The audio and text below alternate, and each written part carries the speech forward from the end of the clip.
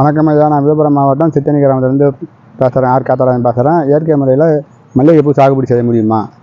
ஐயா வணக்கம். நான் திண்டுக்கல்லேருந்து பிரிட்டோராஜ் பேசுகிறேங்க. மல்லிகைப்பூ சாகுபடியை இயற்கை முறையில் வளர்க்க முடியுமா அப்படின்னு சொல்லி கேட்குறீங்க. எல்லா சாகுபடியுமே இயற்கை முறையிலேருந்து வந்தது தாங்க. அதை தான் நம்ம செயற்கையில் மாற்றினோம் பல்வேறு காரணங்களுக்காக.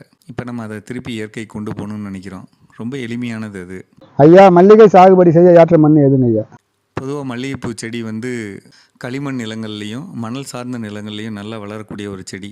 கொஞ்சம் அமிலத்தன்மை தேவைப்படக்கூடிய செடி.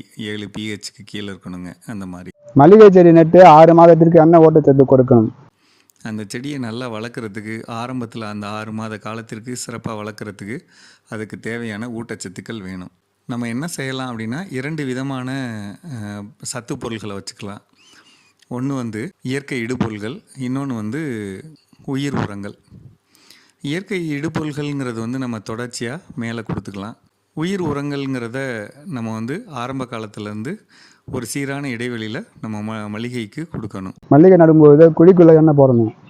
எடுத்த உடனே நம்ம குழி எடுத்து அதில் அந்த குழிக்குள்ளே வாய்ப்பு கிடைச்சா கரம்ப மண் போடலாம். அடுத்து மணல் பாங்கான நிலம்னா அதில் தென்னை நார் கழிவு நல்ல மட்கின தென்னை நார் கழிவு போடலாம். அல்லது களிமண் 2 சட்டி போடலாம்.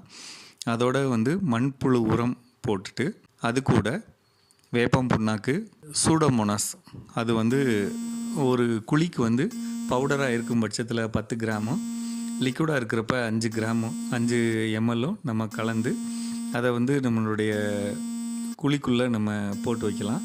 ப்ளஸ் ஒரு மரத்துக்கு தொழு உரம் இருந்ததுன்னா 2 கிலோ போடலாம். தொழு உரம் கிடைக்கல அப்படின்னு சொன்னால் அசோஸ்பைரில் 1/2 கிலோ போடலாம். இந்த கலவையை போட்டு நம்ம அந்த செடியை நடுறோம். நட்டுட்டு சீரான இடைவெளியில் தண்ணீர் கொடுக்குறோம். நீர்ப்பாசனம் எத்தனை முறை கொடுக்க வேண்டும்? சீரான இடைவெளிங்கிறது தேவையை பொறுத்து.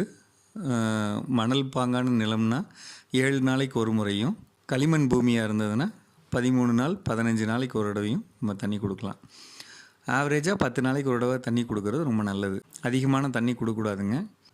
அதோட வேர் பகுதி நனைகிற மாதிரி, அதோட வேரை சுற்றி இருக்கக்கூடிய அளவுக்கு நனைகிற மாதிரியான ஈரம் கொடுத்தா போதுங்க. மண் ஈரப்பதத்தை தாங்கி நிற்கும், சரியாக வரும். மல்லிகைக்கு உயிர் உரம் எப்போது கொடுக்க வேண்டும்?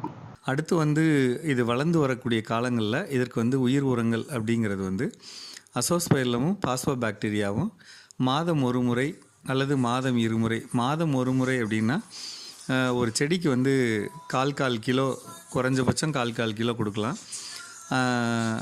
அல்லது 15 நாளைக்கு ஒரு தடவை கொடுக்குறேன் அப்படின்னு சொன்னால் 100 கிராம் கூட கொடுக்கலாம். சரிங்களா? அந்த மாதிரி செய்யலாம். இயற்கை இடுபொருள்கள் மல்லிகைக்கு எப்போது கொடுக்க வேண்டும்? இயற்கை இடுபொருள்கள் அப்படிங்கிறப்ப பஞ்சகாவியாவோ, ஜீவாமிர்தமோ, அமுத கரைசலோ அல்லது ஈயம் கரைசலோ அதை தொடர்ந்து எப்போல்லாம் பாசனம் பண்ணுறோமோ அப்போ அந்த பாசன ஈரத்தோடு நம்ம கொடுக்கணுங்க.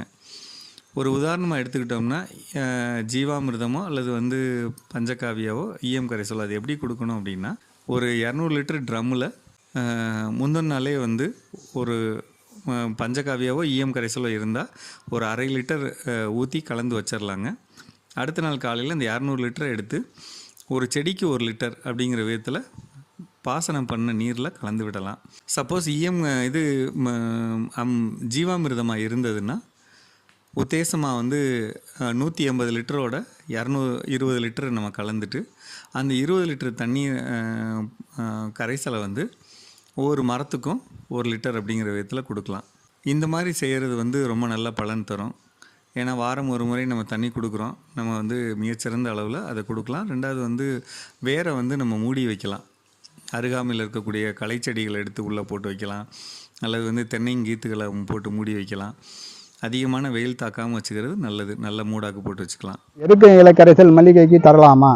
மாதம் 1 முறை அல்லது குறைஞ்சபட்சம் 3 மாதத்துக்கு ஒரு முறை அருகாமையில் இருக்கக்கூடிய எருக்கு செடி இருக்குது பார்த்தீங்களா, அந்த எருக்கு செடியை எடுத்து சின்ன சின்ன பீஸாக வெட்டி அந்த சின்ன பீஸுங்களை அதுலேருந்து 2 கைப்பிடி எடுத்து ஒரு தூருக்கு 2 கைப்பிடி அப்படிங்கிற மாதிரி ஒரு மண்வெட்டியில் 1/2 வெட்டு வெட்டி, வட்டப்பாத்தியோட வெளிப்புறத்தில் 1/2 வெட்டு வெட்டி அதில் இதை போட்டு மூடி வச்சு தண்ணி கொடுக்கலாம்.